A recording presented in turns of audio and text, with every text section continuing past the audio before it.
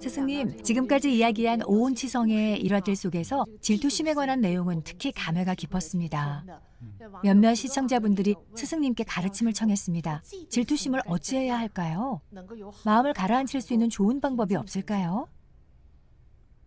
질투심에 관한 내용은 더 높은 경제 문제라서 말하기 어렵습니다. 지금은 그런 수업이 아니니까요. 우리 본인 생각은 어떻습니까? 각진이 물어본 초급 질문에 대답해 보세요. 질투심을 어떻게 가라앉히냐고요? 질투심의 치성을 막으려면 어떻게 하냐는 거죠. 청정심을 유지해야죠. 청정심. 방법은 아주 많습니다. 가장 초보적인 방법은 계율이 필요합니다. 사실 질투심이 일어났을 때는 무엇을 배워야 할까요? 보시를 배워야 합니다. 타인에 대한 배려를 배워야 합니다. 사실 구체적인 방법은 많습니다. 다만 그동안 신경 쓰지 않았거나 계율에 적어두지 않았을 뿐이죠.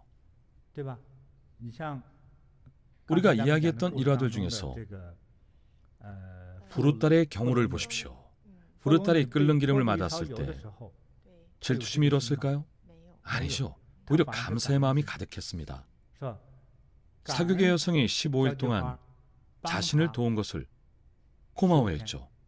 그 덕분에 불법을 배우고 부처님께 공양을 올렸으니까요. 부르딸은 감사와 찬미의 마음이 일어나 질투심에 충분히 대항할 수 있었습니다.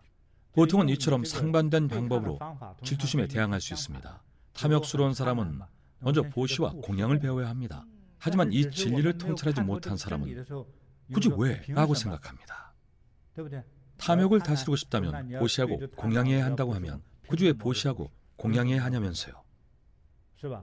굳이 왜 질투하지 말고 찬미해야 하나요? 자기 자신이 모를 뿐 사실은 간단합니다. 실제 일화를 들려주면 분명 참여할 겁니다. 잘못을 저지른 인물들 중에 마지막 일화 속의 헬레네를 생각해 보십시오. 트로이의 일화였죠. 두 청춘 남녀의 뜨거운 욕망은 공주에서 왕후가 되는 것과는 다른 만족감입니다. 잘생긴 왕자를 보고 반해서 원래 도망까지 치지 않았습니까? 도망칠 때는 그저 좋았겠죠. 만약 일반 농가의 딸이었다면 끼케 어머니께 크게 혼나고 아버지가 역정을 내고 끝났겠죠. 하지만 일국의 군주이자 왕후가 아닙니까? 자기 나라의 명예를 크게 실추시켰습니다. 게다가 트로이로 도망친 탓에 트로이의 학살과 멸망의 재난을 불러왔습니다. 미래에 이런 참혹한 인과응보에 재난이 일어날 것을 알았더라면 과연 도망칠 수 있었을까요? 그렇지 못했을 겁니다. 그러니 평범한 사람들도 제가 말하는 일화 속 인과를 많이 듣고 배우면 신중하게 행동할 겁니다. 여러분이 너무 무서워할까 봐 아직 말하지 않은 더 잔혹한 일화도 많습니다. 말 한마디 때문에 누군가를 욕했습니다. 상대방의 싸움을 말리면서 노인을 밀어 넘어뜨리고 발로 차기도 했습니다. 그런데 그 노인의 아들이 바로 조폭 두목이었죠. 곧장 쫓아와 상대방 일가족을 모두 죽였습니다. 타이완에서 일어났던 일이죠. 굳이 그래야 했을까요? 결국 이 두목은 법원 판결에서 처벌을 피할 수 없었습니다. 분명 자기 가족이 무고하게 피해를 입긴 했지만 작은 일로 너무 큰 사고를 일으키고 말았죠. 따라서 자신의 감정들, 즉 부정적인 감정과 좋은 감정들을 모두 받아들여야 합니다. 예컨대 칭찬을 받거나 무시를 받거나 비아냥거림을 받거나 이간질을 당하거나 모욕을 당하거나 심지어 뺨을 맞더라도 우리 불제자들은 받아들일 줄 알아야 합니다. 덕행이 높은 장자는 아주 높은 경지에 이르면 미래까지 꿰뚫어 봅니다.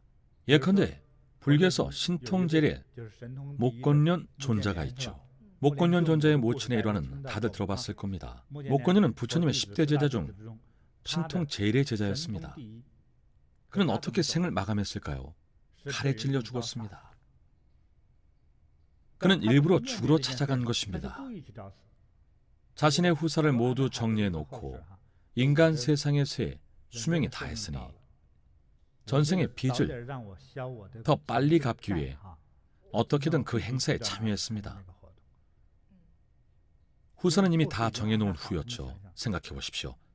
신통젤의 목권년 존자를 누가 감히 죽일 수 있겠습니까? 신통젤은 어떤 경지일까요? 견지가 매우 높은 경지입니다. 견이란 본다는 뜻이고 지란 단계를 뜻합니다. 목권년의 견지가 그만큼 높은 경지에 이르자 그는 자신의 전 500생과 미래 500생을 전부 꿰뚫어봤습니다. 자신이 지은 죄, 선행들을 모두 명확히 알았습니다. 몇 명을 죽인 죄업을 아직 갚지 못했으니 갚고자 했죠. 물론 그의 살인업보는 그의 부친을 대신해 갚은 겁니다. 부친의 업이 너무 무거웠으니까요. 장군과 강도를 거쳐 몇 번의 생을 그렇게 살았습니다. 너무 많은 사람을 죽인 부친의 업보를 대신해서 갚지 않으면 부친은 무간지옥에 빠져 영원히 빠져나올 수 없을 것을 알았기에 대신 갚았던 거죠.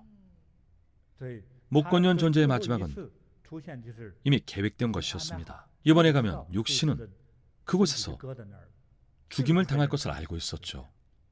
그를 죽인 사람은 그의 부친이 전생에 죽였던 생명이었습니다. 받아들이는 마음으로 그곳에 가서 인과를 끝맺으셨군요. 세상에 보시하는 자에게 세 가지 고리가 있고 보시 받는 자에게 세 가지 고리가 있다. 보시하는 자의 세 가지 고리란 무엇인가? 세상에 보시하는 자는 보시에 앞서 기분이 좋고 보시할 때는 마음이 기쁘고 보시한 뒤에는 만족한다. 이것이 보시하는 자의 세 가지 고리이다. 그럼 보시받는 자의 세 가지 고리란 무엇인가? 보시받는 자는 탐욕을 여의거나 탐욕을 제거하고 성냄을 여의거나 성냄을 제거하고 어리석음을 여의거나 어리석음을 제거한다. 이것이 보시받는 자의 세 가지 고리이다. 앙구따라 니까야의 6가지 고리를 갖춘 공양의 경 중에서 방금 질문처럼 스스로 질투심을 다스리려면 받아들일 줄 알아야 합니다. 질투심뿐만 아니라 탐욕, 해치려는 마음, 그리고 오온치성도 마찬가지죠. 오늘 말씀드린 오온치성의 오온은 물질, 감각, 연상, 반응, 의식입니다. 대략 생각나는 대로 말한 겁니다. 색이란 유형의 물질을 뜻합니다. 예컨대 지폐도 유형의 물질이고 미남 미녀도 형체가 존재하죠. 비싼 가구, 귀중품도 형체가 있고 큰 저택도 유형의 물질입니다. 이것이 곧 색이고 물질입니다. 수란 느낌과 감각을 말합니다. 예를 들어 초콜릿처럼 향긋하고 달콤한 것을 먹으면 기분이 좋아지죠. 실크 같은 부드러움, 초콜릿 광고가 이런 식이죠. 그래서 홍콩 사람들은 실크 밀크티라고 합니다. 비단처럼 부드럽다는 뜻이죠. 커피를 조금 넣고 우유를 섞으면 초콜릿 커피가 됩니다. 생각하는 겁니다. 상상과 관련된 겁니다. 정말 좋다는 생각이 들면 그 다음으로 반응이 이어지죠. 한 입 베어 물었을 때 입안에 퍼지는 느낌, 손으로 만졌을 때 느껴지는 부드러운 피부, 금시계를 찼을 때 좋은 느낌, 진주나 보석을 착용했을 때 느끼는 행복감, 아름다운 저택과 소파를 보고 만질 때의 느낌, 귓가에 들리는 아름다운 소리에 느껴지는 행복, 이 모든 게 함께 어우러집니다. 그리고 식이란 확정을 뜻합니다. 자신의 뜻을 확정하고 가치를 확정하고 행복을 확정합니다. 무엇이 행복인지 확정하고 인생을 어떻게 살아야 할지를 확정합니다. 우리가 집착하는 많은 것들이 자칫 잘못하면 우리를 속이고 훗날 고통받게 합니다. 물론 우리의 모든 생각이 모두 틀렸다는 뜻은 아니니 오해하지는 마십시오. 무언가를 지나치게 추구하면 대부분 아주 큰 손해를 입습니다. 각진이 이야기한 마스크팩도 마찬가지죠. 돈이 많다고 하루에 7, 8장씩 붙이면 얼굴이 어찌 견뎌내겠습니까? 간단한 예도 있습니다. 아이가 추울까봐 옷을 따뜻하게 껴입히고 밤에는 더 두껍게 입힙니다. 방 안 온도도 더 높입니다. 그럼 아이가 어떻게 될까요? 병에 걸립니다. 계속해서 늘 이런 상태를 유지한다면 아이에게 많은 문제가 생깁니다.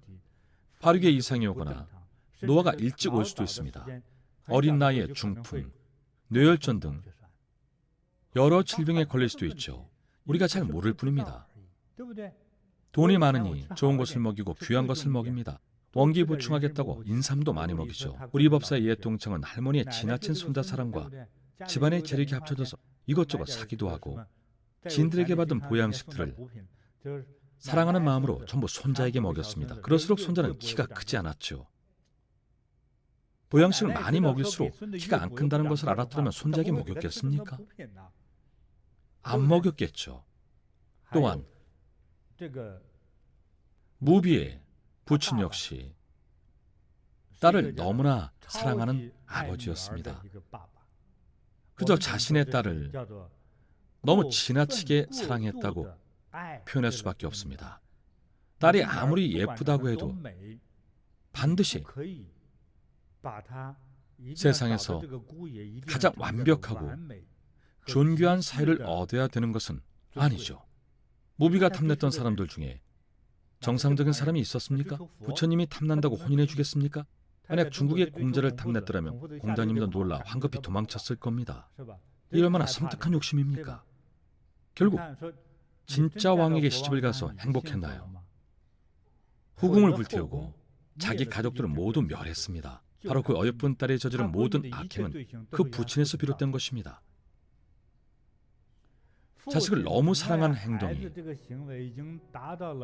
무지와 무한의 정도까지 이른 탓에 결국 자기 손으로 그 어여쁜 딸의 정상적인 현생의 여정을 끊어버렸죠. 그 아버지의 그 딸입니다. 바로 이 집안이 그렇습니다. 여러분은 무비가 이렇게까지나 폭주할 줄 예상했습니까? 부친 역시 상상도 못했을 겁니다. 셈이 나면 그냥 욕을 하거나 인형을 바늘로 찌르면 될 것을 기어코 집에 불질러 모두 태워 죽였습니다. 부친과 온 가족이 황장에 묶여 있을 때 입을 막지 않았다면 이렇게 말했겠죠. 우리를 이 지경으로 만들다니 친딸이지만 물어뜯어 죽이고 싶을 지경이다. 아버지는 화병으로 죽었을 겁니다. 그리고 무고한 조부모님도 화병이 났을 겁니다. 우리는 뒷방 늙은이들이라 아무것도 모르는데 너희들 잘못 때문에 우리까지 다 죽게 만들다니. 게다가 무비와 친족으로 얽힌 사람들도 있죠. 구족을 멸한다 하였으니 억울하게 죽은 이가 몇이겠습니까? 무비가 불러온 재앙을 보십시오. 우리가 부처님을 공경하고 공덕을 지으면 만배로 되돌려 받습니다. 마찬가지로 남을 해치면 어떻게 될까요? 만배까지 아니더라도 10배만 돼도 결과는 끔찍할 것입니다. 눈뜨고 못 볼 만큼 처참할 겁니다. 정말 두려운 일이죠. 다시 트로이 일화소 공주와 왕자로 돌아가 봅시다. 진정한 초대형 스캔들이 아닙니까? 양가 집안에 돈이 넘치고 둘 다 자기 나라에서는 가장 부귀한 신분이었죠. 하나는 왕자이고 하나는 공주인데 왕후가 된 공주니 얼마나 대단합니까? 부유함에 눈이 멀어 정신이 나간 거죠. 이상형을 만났다고 도망을 쳤으니까요. 이미 왕후가 된 사람이었습니다. 자신이 다스리던 나라의 백성들이 어떤 시선으로 바라보겠습니까? 뭐라고 떠들어댈 것이며 또 어찌 존중하겠습니까? 헬레네의 남편이 왜 트로이에서 학살을 자행했겠습니까? 자신의 체면 때문이었죠. 불법에서는 인욕을 견뎌야 한다고 합니다. 남편은 불법을 배운 적이 없으니 모욕을 견딜 수 있었겠습니까? 헬레네의 외도와 도주로 인해 얼마나 많은 사람들의 목숨을 잃었습니까? 최소 18만 명은 훌쩍 넘었을 겁니다. 넘고도 남았겠죠. 정말 큰 죄입니다. 당연히 18층 지옥행이 아니겠습니까? 따라서 좋아 보이는 것이든 나빠 보이는 것이든 이런 욕망이 생겨날 때면 말씀드린 일화들을 떠올리십시오. 시작은 아름다워 보였지만 결국에는 무서운 최후를 맞이했습니다. 그러니 반드시 바른 사람이 되어 남을 해하지 말고 탐욕을 버려야 합니다. 왜 청정이라 말하겠습니까? 식탐에 관해서 이야기해 봅시다. 식탐이 무슨 큰 잘못은 아니죠. 질투나 시샘을 하는 것도 아니고 그저 많이 먹을 뿐이니까요. 물을 예로 들어보죠. 무만 먹으면 안 된다고 하니 골고루 건강한 음식을 그것도 채식으로 많이 먹는다면 그건 어떨까요? 채식이라도 과식하면 안 되죠. 대단한 보약이나 인삼을 먹는 것도 아니지 않습니까? 채소 만두나 채소 요리를 조금 많이 먹을 뿐입니다. 돈이 많으니까요. 그렇게 먹다 보면 몸이 상합니다. 하루 종일 채소를 먹고 또 채소탕까지 끓여 먹습니다. 7일 내내 그렇게 먹으면 눈이고 얼굴이고 죄다 녹색이 될 겁니다. 결국 머리카락이며 눈빛도 다 녹색으로 변하겠죠. 그래도 정말 좋을까요? 외계인처럼 보이지 않을까요? 최소한 건강에는 해롭겠죠. 건강에 무척 해롭습니다. 따라서 밥이든 무엇이든 많이 먹으면 일단 살이 찝니다. 에너지가 몸 안에 과도하게 축적되니까요. 한번 생각해 보십시오. 많이 해도 괜찮은 것이 무엇일까요? 육체적 욕망에 관한 것을 많이 해도 괜찮을까요? 아직 젊으니 괜찮다고 생각할 수도 있습니다. 젊다고 육체를 상하게 하면 단명하는 법입니다. 중국 고대 일화를 보면 온종일 여색을 탐하는 남자들은 다들 일찍 죽었습니다. 30대에 죽는 경우도 있었습니다. 예전에 20대 청년을 만난 적이 있습니다. 22살이었고 도교의 한 수행법을 수행 중이었는데 수행이 잘못됐습니다. 수행이 잘못되다 보니 매일 밤 꿈속에 미녀가 찾아왔답니다. 제가 바로잡아 주긴 했지만 그들 사이 인연과 갈등이 너무 오래되었기에 그 청년은 5, 6년 후 세상을 떠났습니다. 온종일 땅에서 기름을 뽑아낸 세민이 견딜 수 있겠습니까? 기름 탱크에서 30년간 뽑았으면 잘 버틴 겁니다. 이미 에너지가 바닥났습니다. 사람과 저는 똑같습니다. 에너지는 한정적입니다. 남녀도 마찬가지입니다. 무언가를 탐하면 그로 인해 해를 입습니다. 돈을 탐하면 돈으로 해를 입고 정을 탐하면 정으로 해를 입고 욕구를 탐하면 욕구로 인해 다칩니다. 탐욕을 끊지 않음은 마른 나무에 불을 지피는 것과 같고 목마른 자가 소금물을 마시면 그 목마름이 더욱 심해지는 것과 같이 탐욕에 집착하는 자는 실증을 모른다. 부자 합직경 중에서 이야기를 하나 더 들려드리겠습니다. 북아프리카 지역의 원숭이를 아십니까? 북아프리카의 원숭이는 신기하게도 특정한 먹이를 아주 좋아합니다. 바로 현지 농부들이 심은 쌀입니다. 알바니아, 모로코 인근의 나라에 사는 이 원숭이는 농부들이 심은 쌀만 훔쳐 먹는다고 합니다. 너무 많이 훔쳐 먹어서 농민 소득이 줄어들 지경이었죠. 어느 똑똑한 농부 하나가 이 원숭이의 특징을 한 가지 발견했습니다. 어떤 특징인지는 잠시 후에 말하겠습니다. 농부는 유리 공장에서 조롱박 형태의 유리병을 제작했습니다. 농부는 그 유리병 안에 쌀을 넣어두었습니다. 유리병이니 원숭이가 안을 볼 수 있었죠. 조롱박 형태이다 보니 두 입구 크기가 달라서 병 안에 손을 집어넣어 쌀을 움켜쥐고 나면 주먹을 풀지 않는 한 손이 빠지지 않았죠. 원숭이가 치는 게 그만큼 높지는 않았기 때문에 잡은 것을 꼭 움켜쥐느라 손이 병 안에 걸린 겁니다. 손이 껴서 빠지지 않았죠. 밤 12시에 손이 끼면 다음 날까지도 손을 놓지 않았습니다. 어렵사리 손에 넣은 쌀이었으니까요. 농부는 이튿날 아침에 원숭이를 손쉽게 잡을 수 있었습니다. 쌀을 쥔 손을 풀지 않으니 꼼짝 못하고 잡혔죠. 농부에게 잡히고서도 원숭이는 손을 풀지 않았습니다. 결국 담뱃불로 꼬리를 찢어야 겨우 손에 쥔 쌀을 놨죠. 그렇게 원숭이를 잡아 동물원으로 보냈다고 합니다. 이런 일도 있습니다. 사람도 아닌 원숭이 이야기인데 어쩜 이렇게 사람 이야기 같을까요? 잡으면 놓지 않으려는 게 말이죠. 좋아 보이는 것을 손에 넣으면 누구나 내려놓기 싫어합니다. 어렵사리 얻은 것이니까요. 간신히 손에 넣은 쌀입니다. 많은 사람들이 황금쌀을 얻고 보석을 얻고 부귀를 얻었다고 느끼면 절대 내려놓으려 하지 않습니다. 염라대왕이 찾아오더라도 보물을 쥔 그 손을 놓지 않으니 잡힐 수밖에 없습니다. 이처럼 돈을 탐하면 돈으로 해를 입고 식탐이 과하면 음식으로 해를 입는 것이 이치입니다.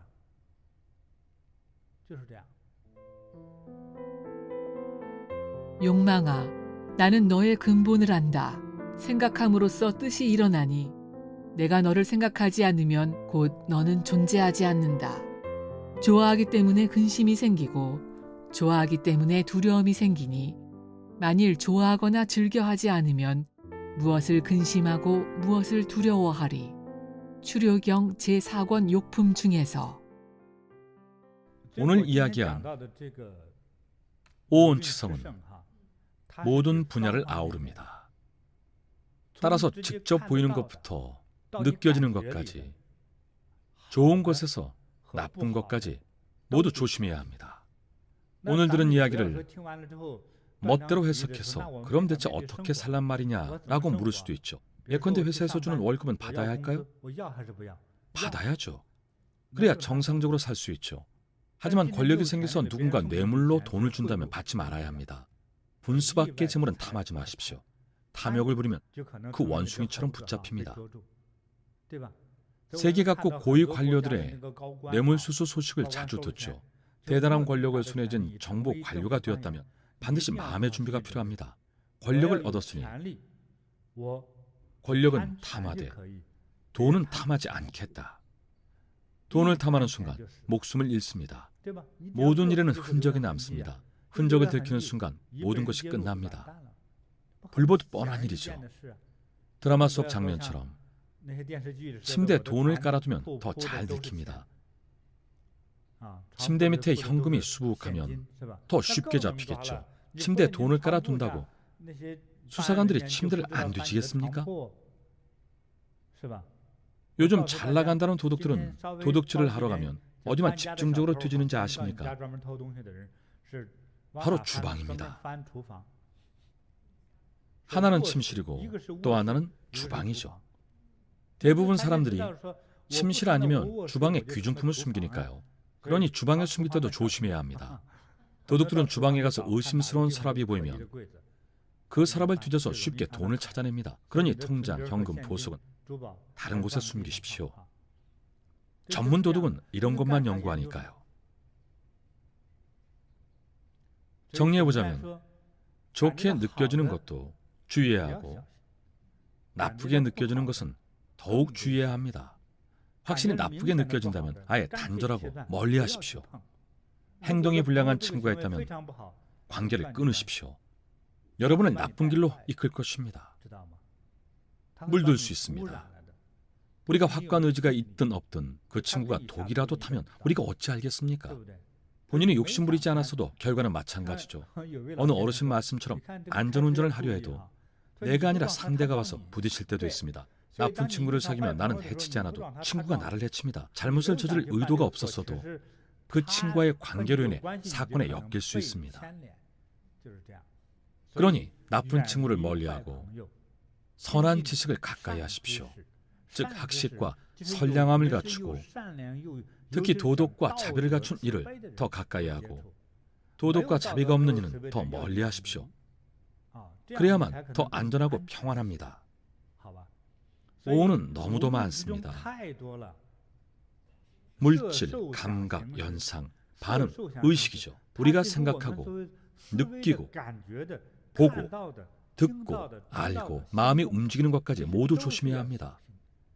오는 어디에나 존재하니까요.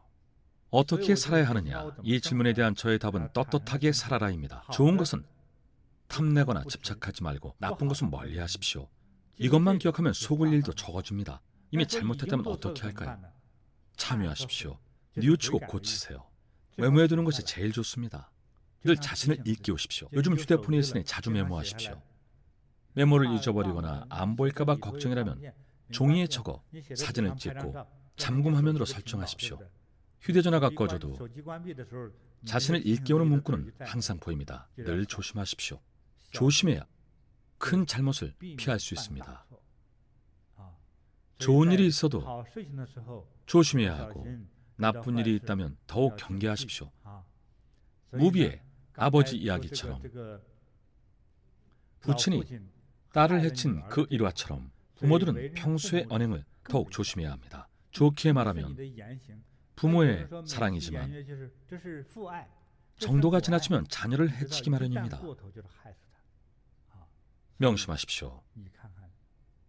우리를 고통스럽게 만들고 실수를 저지르게 하는 경우는 수시로 일어납니다. 자칫하면 매사에 문제가 생깁니다. 그렇게 늘 경계하고 신중해야 합니다. 수시로 털고 닦아서 먼지나 티끌이 없게 하라. 매주 눈을 감고 차분하게 자신을 반성하십시오. 선수행을 하라는 말이 아닙니다. 자신을 반성하십시오. 이번 주에 나는 무엇을 했는가? 어떤 것은 잘했고 무엇은 틀렸는가? 어떤 부분은 경험으로 삼고 고쳐야 하는가? 어떤 일은 다시는 하지 말아야 하는가? 말로든 행동으로든 누군가에게 상처를 줬다면 서둘러 그 악연을 매듭지어야 합니다. 시간이 지날수록 이자는 높아지고 악과는 배로 불어나 극으로 치닫습니다. 몇 마디 욕이 결국 살인으로 이어집니다. 그러니 빨리 그 악연을 풀고 사과하고 사죄하며 밥 한 끼라도 대접하십시오. 이렇게 실천해야만 본인에게 더 좋습니다. 모든 악행은 멀리하고 모든 선행은 행하십시오. 마음속에 언제나 염불의 음성이 울려야 합니다. 이치에 어긋나는 일은 절대 하지 마십시오. 작은 것을 못 참으면 큰 실수를 저지릅니다. 모든 시청자 여러분이 상스럽고 평안하며 청정하고 자제로운 사람이 될 수 있기를 바랍니다. 이렇게 함으로써 우리의 삶이 진정으로 더욱 평안하고 상스러워지며 우리의 앞날을 위해 광명, 평안, 자비, 안전의 길을 닦아놓기 바랍니다. 세존이시여, 싫어함에는 어떤 의미가 있습니까? 아나나, 싫어한다는 것은 욕심을 얻게 하는 의미가 있다. 아나나, 만일 싫어하면 곧 욕심이 없게 된다. 세존이시여, 욕심이 없음에는 어떤 의미가 있습니까? 아나나, 욕심이 없는 것은 사람으로 하여금 해탈하게 하는 의미가 있다. 아나나, 만일 욕심이 없으면 곧 일체의 음욕과 성냄과 어리석음에서 해탈하게 된다. 중화암경 제10권 중에서